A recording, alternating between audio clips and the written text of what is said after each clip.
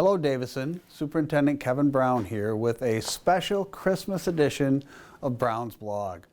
For several years now, it's kind of become a tradition that just prior to our Christmas break, I go around to some of our elementary and preschool classrooms and I read to the students "Twas the Night Before Christmas."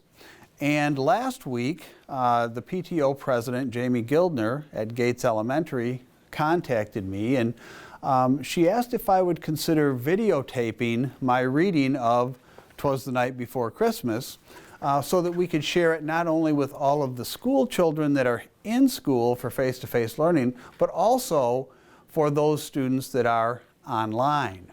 And I thought that was a great idea. Absolutely, we can do that.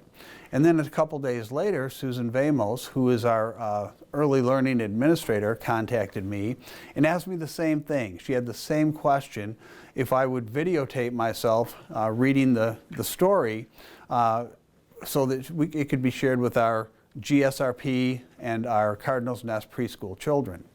And I got to thinking, you know, this is really a good idea. And so I contacted Randy Scott, our DTV instructor, and I've enlisted the support of our award-winning DTV program. And we're going to videotape my reading of "Twas the Night Before Christmas" so that it can be shared with all of the elementary students in the district. So this edition of Brown's Blog has a target audience, and we're really targeting our elementary students. So, without further ado, I'd like to read for all of you "Twas the Night Before Christmas." 'Twas the night before Christmas, and all through the house not a creature was stirring, not even a mouse.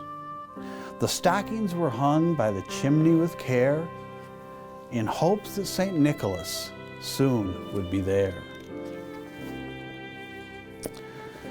The children were nestled all snug in their beds, while visions of sugar plums danced in their heads.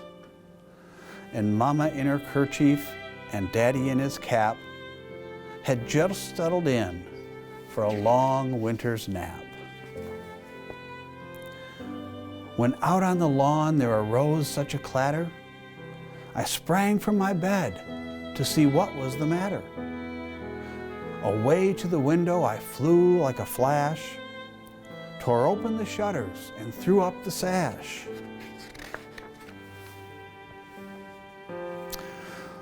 The moon on the breast of the new-fallen snow gave a luster of midday to the objects below.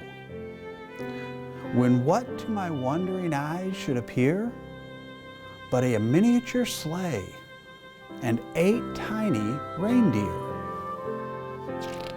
with a little old driver so lively and quick, I knew in a moment it must be St. Nick. More rapid than eagles his coursers they came, and he whistled and shouted and called them by name.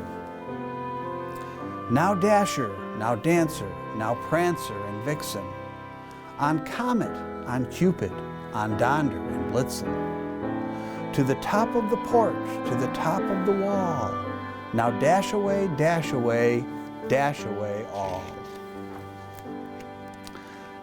As dry leaves that before the wind hurricane fly, when they meet with an obstacle, mount to the sky, so up to the housetop the coursers they flew, with the sleigh full of toys and St. Nicholas too.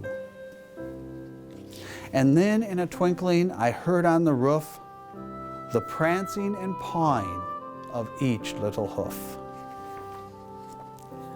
As I drew in my head and was turning around, down the chimney St. Nicholas came with a bound.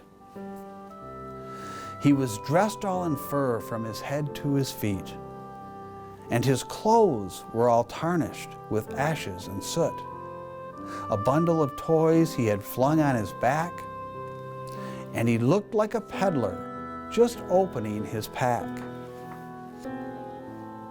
His eyes, how they twinkled, his dimples, how merry. His cheeks were like roses, and his nose like a cherry. His droll little mouth was drawn up like a bow. The beard on his chin was as white as the snow. The stump of a pipe he held tight in his teeth, and the smoke it encircled his head like a wreath. He had a broad face and a little round belly that shook when he laughed like a bowl full of jelly. He was chubby and plump, a right jolly old elf, and I laughed when I saw him in spite of myself. A wink of his eye and a twist of his head soon gave me to know I had nothing to dread. He spoke not a word, but went straight to his work and filled all the stockings, then turned with a jerk, and laying his finger aside of his nose and giving a nod, up the chimney he rose. He sprang to his sleigh and his team gave a whistle, and away they all flew like the down of a thistle. I heard him exclaim as he drove out of sight, "Merry Christmas to all, and to all a good night." And with that, we would just like to wish all of our children and our families a Merry Christmas, and may all of you be blessed during this special time of year. Thank you.